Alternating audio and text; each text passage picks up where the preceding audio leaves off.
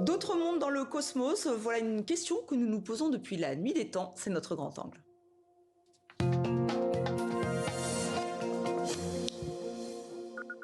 Sommes-nous seuls dans l'univers ou y a-t-il d'autres mondes, d'autres vies dans le cosmos? Des questions passionnantes. Et pour y répondre, 64 minutes reçoit l'homme qui a découvert la première exoplanète. C'était il y a 30 ans. Bonsoir Michel Mayor. Bonsoir. Alors vous êtes Merci de m'accueillir. Mais avec plaisir. Vous êtes astrophysicien, prix Nobel de physique 2019. Vous donnez ce soir une conférence sur ce sujet, la vie dans le cosmos, à Crans-Montana en Suisse. C'est dans le Valais. La Suisse, c'est votre pays. C'est dans le cadre du festival Swiss Med Culture. Alors ma première question, elle sera simple. D'autres mondes dans le cosmos, vous y croyez? Je ne sais pas. Enfin, tout d'abord, peut-être, on peut se rappeler que c'est une question qui a déjà plus de 2000 ans. Les philosophes grecs se posaient cette question. Alors nous, on a le privilège dans notre époque d'avoir des outils. La technologie nous permet peut-être de répondre à cette question. Alors on a répondu à la question de la pluralité des mondes. Maintenant, on parle plutôt d'exoplanètes, mais le fait qu'il y en ait beaucoup dans l'univers, et ça, on le sait. Par contre, ce que l'on ne sait pas, c'est est-ce que ces mondes potentiels, est-ce qu'il y en a un certain nombre qui abritent de la vie? C'est la grande question qui actuellement occupe beaucoup de jeunes scientifiques dans différents endroits du monde. Oui, et tout dépend de la forme de la vie. C'est vrai qu'aujourd'hui, on pourrait penser à E.T., clin d'œil au cinéma hollywoodien, ou alors à des petits hommes verts ou des personnes qui nous ressemblent. Mais la vie, ça peut être des micro-organismes, des algues. Tout dépend de ce qu'on met dessus.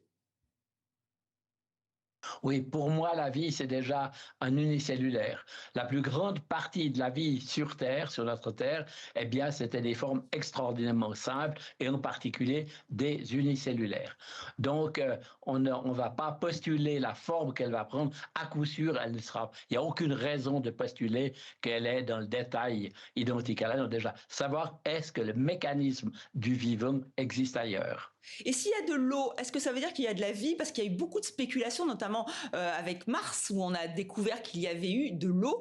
Est-ce que ça veut dire qu'il y a eu une vie? Est-ce que ça veut dire que nous-mêmes, on pourrait s'installer sur Mars? Certains, vous les connaissez comme Elon Musk ou Donald Trump en rêve. Alors, la vie, l'eau est certainement un ingrédient extraordinairement impératif pour le développement de la vie. D'une part, c'est un solvant extraordinaire pour faciliter les réactions chimiques. D'autre part, quand il y a de l'eau liquide, ça correspond au domaine où la chaîne, l'ADN, comment dire, qui est l'outil de la transmission de la vie, peut survivre, ne pas être cassé. Si vous êtes trop chaud, cette longue chaîne va se casser et il n'y aura plus de transmission de la vie. En dessous d'une certaine température, toutes les choses vont tellement lentement, il n'y a pas non plus de possibilité de choses intéressantes. Donc l'eau, oui, elle existe. Maintenant, pour revenir à la deuxième partie de votre remarque, comment dire, le rêve d'Elon Musk et beaucoup d'autres de voir éventuellement Mars comme étant une sorte de seconde planète de l'humanité, c'est une stupidité énorme. Comment dire? Il faut voir que Mars n'a pas d'atmosphère, ou en tout cas elle est microscopique, elle est très très petite, et d'autre part, elle n'est pas formée d'oxygène. Donc la vie sur Mars, à coup certainement, l'humanité va envoyer des explorateurs, comme ça a été pour la Lune, donc un nombre limité de 2, 3, 4, 5 personnes qui vont là-bas, certainement ça va se faire. Maintenant, dire qu'1 million de personnes va émigrer au siècle prochain, ça n'a aucun sens, absolument aucun sens. Et les pires endroits sur notre Terre sont bien, bien plus favorables que n'importe quel endroit sur Mars. Donc non, déjà, et puis quand on parle de vie ailleurs dans l'univers, évidemment, on parle plutôt éventuellement d'exoplanètes, c'est-à-dire d'endroits, d'autres planètes beaucoup plus loin, où éventuellement les conditions alors seraient réellement favorables à la vie. Le problème, il y a une difficulté, elles sont tellement loin. Vous savez, l'homme est allé sur la Lune en 3 jours, Apollo 11. La lumière met 1 seconde. Alors imaginez qu'on trouve une planète analogue à notre Terre, parfaite, avec de l'eau, bonne température et tout ce que vous voulez, qui se trouverait, disons, à 30 années-lumière. 30 années-lumière, c'est vraiment une voisine à l'échelle de la galaxie. Eh bien, 30 années, c'est déjà 1 milliard de secondes. Donc, c'est déjà 1 milliard de fois plus loin que la Lune. Donc, actuellement, simplement, il n'en est pas question d'aller de tels endroits. Alors Michel Mayor, il faut quand même rappeler que vous êtes le Christophe Colomb de l'espace, de l'astrophysique, puisque c'est vous qui avez découvert la première exoplanète, hein, et donc tous ces mondes inconnus qui peut-être recèlent des jumelles de la Terre. Alors cette planète, elle est située en dehors de notre système solaire. Est-ce que vous vous souvenez de ce jour historique, hein? C'était le 6 octobre 1995, il y a 30 ans, 51 Pégasi B, c'est son nom, elle ne porte pas votre nom, c'est un peu déceptif. Donc pourquoi c'est une révolution? Expliquez-nous. Alors, donc, en fait, on avait construit avec des collègues français en particulier un instrument qui nous a permis cette découverte et on a commencé les mesures en 94. Et il faut voir comment se fait la découverte. En fait, on mesure les variations de vitesse de l'étoile et c'est seulement après plusieurs mois, quand on a accumulé suffisamment de mesures, qu'on se dit, tiens, il y a quelque chose d'anormal. Donc, il n'y a pas un moment critique du genre Eureka.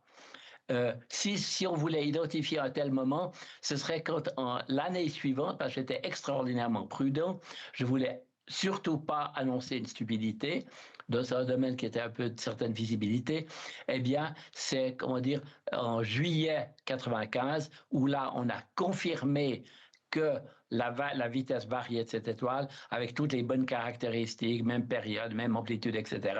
Donc, c'est seulement à ce moment-là qu'on avait des éléments suffisamment forts pour dire oui, c'est un objet qui tourne autour de l'étoile. Simplement, il faut se rappeler une chose, c'est que l'objet qu'on avait découvert, qui a la masse à peu près de Jupiter, tournait en 4,2 jours autour. Un tour d'étoile en 4 jours. C'est aberrant. Dans le système solaire, on n'a rien d'équivalent. Et la théorie prédisait que les planètes géantes comme Jupiter ne pouvaient être formées que très loin des étoiles, agglomération de grains de glace, et donc devaient avoir des périodes plus grandes que 10 ans. Donc on avait un désaccord d'un facteur. ce que vous dites, On avait un c'était désaccord d'un totalement facteur révolutionnaire. 1000. Excusez, pardon, Oui, c'était. Et donc, d'où la prudence extrême que l'on a eue. D'accord. En fait, c'est vrai que c'est pour ça que c'est une révolution parce que ça a changé un peu tout ce qu'on savait sur l'univers, sur ce monde qu'on connaît très peu encore. Là, il y a près de 6000 exoplanètes, hein, qui ont été découvertes en 30 ans. Toujours pas de jumelles de la Terre. Est-ce que c'est le but ultime ou pas? Est-ce que vous êtes surpris du fait qu'on n'en ait pas trouvé encore? Non, absolument pas. Je suis farouchement contre l'opinion que notre Terre est unique, etc. Non, c'est simplement que nos instruments ont de la peine à découvrir des objets qui sont de la masse proche de celle de la Terre et avec une période de 30 ans. D'une part, elles font très peu bouger les étoiles, donc des très petits changements de vitesse, ça c'est un phénomène. Et d'autre part, l'autre technique de voir passer la planète devant l'étoile, donc on a une petite baisse de la luminosité de l'étoile, c'est extrêmement peu probable pour une année, donc c'est extrêmement difficile. Donc c'est uniquement une question de temps pour qu'on découvre vraiment une analogue de la Terre. Donc une question de temps, il y a les technologies, vous l'évoquiez en début de cet entretien, qui ont beaucoup évolué.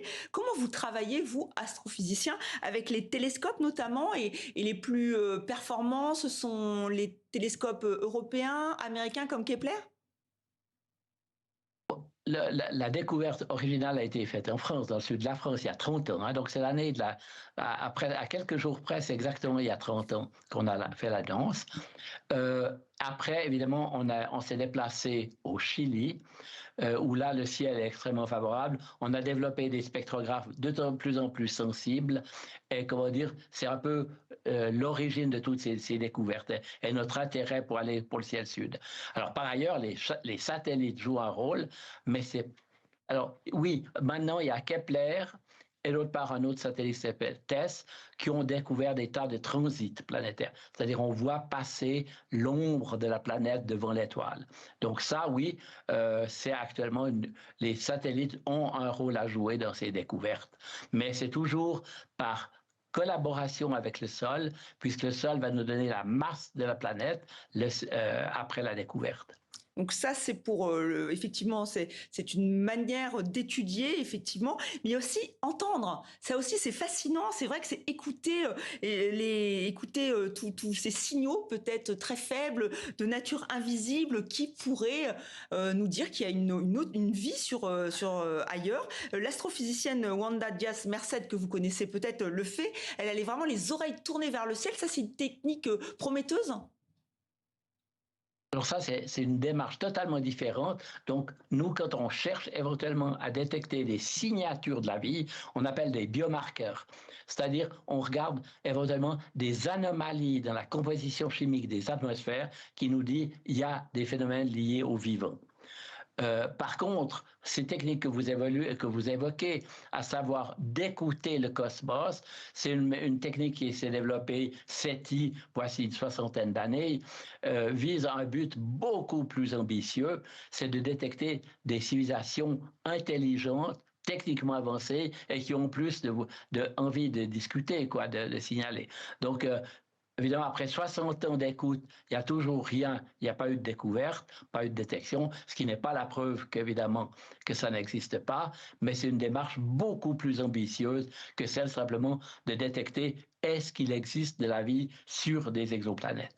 Est-ce que vous pensez que l'humanité est prête à découvrir qu'il y a d'autres mondes, d'autres formes de vie ou pas? Moi, je pense que oui. Je pense que, bon, ce sera une nouvelle intéressante en termes, je dirais, de situation de l'homme dans le cosmos, de voir que la vie est quelque chose qui est pas omniprésent, mais en tout cas présent à d'autres endroits de l'univers. Donc, culturellement, philosophiquement, c'est très important comme ça. Maintenant, est-ce que vraiment ça va être un choc culturel pour toute la population? J'en doute. Vous en doutez, et pourtant on est au XXIe siècle, on n'a toujours aucune preuve tangible de vie, que ça soit dans notre système solaire ou hors du système solaire. N'est-ce pas étonnant quand même? Oui, c'est difficile hein, de détecter de la vie. Comment est-ce que vous voulez détecter de la vie sur une exoplanète? Il n'est pas question d'y aller. Il n'est pas question de faire des photos rapprochées. Donc, c'est seulement via des analyses chimiques de l'atmosphère. Et vous voyez que la vie, évidemment, même sur Terre, eh bien, elle modifie d'une manière très minime, l'atmosphère de la Terre. Et donc, la détection de la vie, hormis les signaux éventuels, eh bien, type SETI, eh bien, est très, très difficile. Donc, c'est une superbe question pour la génération qui vient. Maintenant, quelle sera la réponse? Attendons 20 ans, je ne sais pas. 20 ans encore, effectivement. Est-ce que ça vous a motivé tout au long de votre carrière, savoir s'il y avait une vie dans le cosmos? Non, pas vraiment. Je dirais que c'est graduel. On s'intéresse à différentes questions d'astrophysique qui nous mènent à avoir les outils qui permettent de détecter des planètes. Ce n'était pas du tout garanti il y a 30 ans qu'on puisse arriver à détecter des planètes. Donc tout d'un coup, ça arrive, et puis c'est un nouveau sujet, un énorme chapitre de l'astrophysique actuelle. Des milliers de personnes travaillent dans ce domaine actuellement. Mais c'était, comment dire, ça aurait été une erreur de postuler dès le début, je veux découvrir des planètes. Non, bien sûr que non.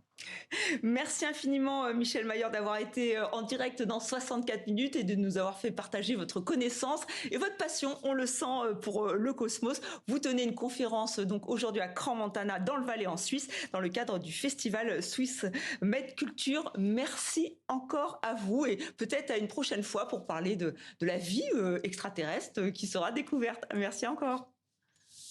Merci. Bon après-midi. Merci.